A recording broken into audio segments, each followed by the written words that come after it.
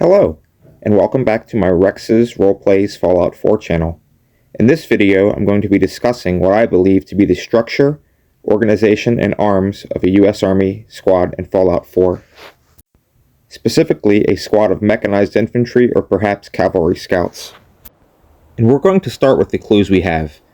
Now, unfortunately, we don't have tables of organization and equipment, but what we do have are a number of context clues we can find throughout the landscape.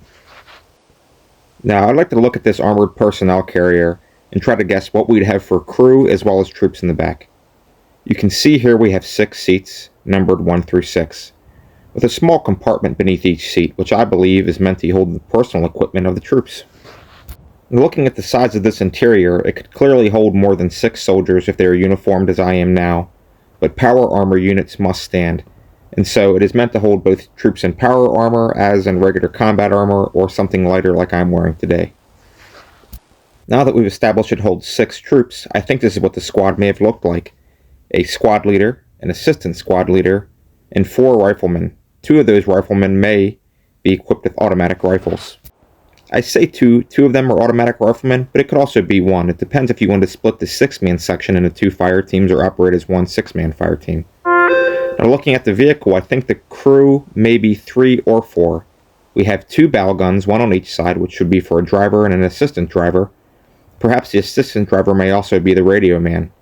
We also have 1 turret gun, which can be operated by a gunner, who could also be a commander, so we could have a gunner and a commander, or a gunner and a separate commander, as well as a driver, an assistant driver, / radio man.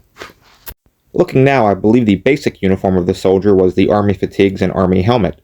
We can find this because we see so many skeletons scattered around the Commonwealth uniformed in just this way.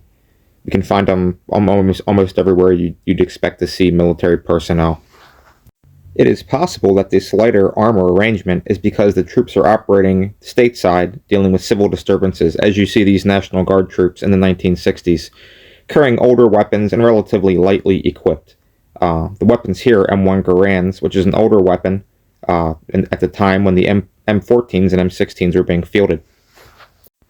Which brings me to the use of the combat rifle. It is an older looking wood-stocked rifle when compared to the assault rifle, and perhaps it was the majority weapon of the troops or even the National Guard, while the regular army, was carrying mostly assault rifles and other types of weapons. But I do believe that the combat rifle was probably the de facto rifle of the troops, with the assault rifle being issued to more specialized troops.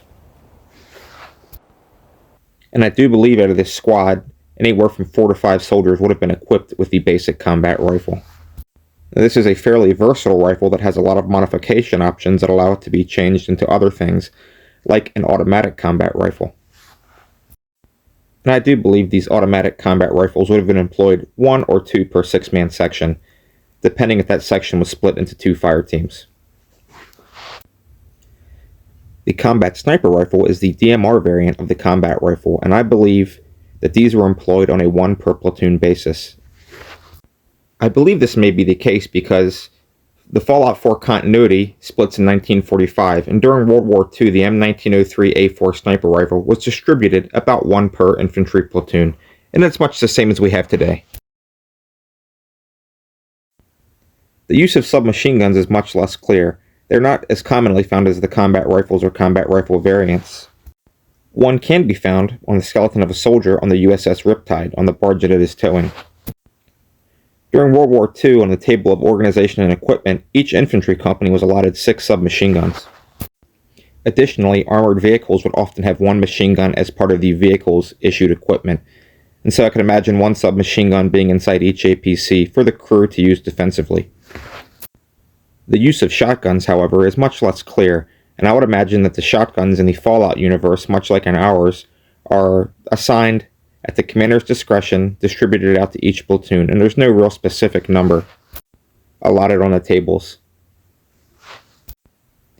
Last but not least is the humble fragmentation grenade. I would imagine that these were issued to all combat troops very, very liberally. Having discussed how our 6-man section is armed, equipped, organized, and sent into battle, we can sort of discuss their use. They could be used in one of 2 ways: as a small 6-man scout section split into 2 3-man reconnaissance teams, or perhaps combined and into 2 sections to create a 12-man squad. If they were infantry, I would imagine a 12-man squad that would consist of 2 to 4 fire teams would be much more effective than a small 6-man squad of 2 3-man fire teams. And I think this is maybe more likely, as we don't really see any light vehicles with the APCs. All we see is APCs and tanks. And so I wouldn't imagine them to be a small scout section, as typically small scout sections will operate with some heavier APCs, but with a number of lighter vehicles too. I also find it very interesting that the main firepower of the infantry section is largely based around the combat rifle and weapons based off the combat rifle. When the M14 was developed, it was developed as a kind of a one-solution rifle to be used both as an infantry rifle, but also had an automatic capability to be used kind of in the role that the old BAR had been used in. That didn't really quite work out, and so they continued to develop it, and they ended up developing the M4E2. And while that never really reached widespread service, it's kind of a similar concept to what you see here of having a light support weapon based off your infantry rifle. They also developed the M21 rifle. Here we see the M14, the M14E2, and the M21 sniper rifle, respectively,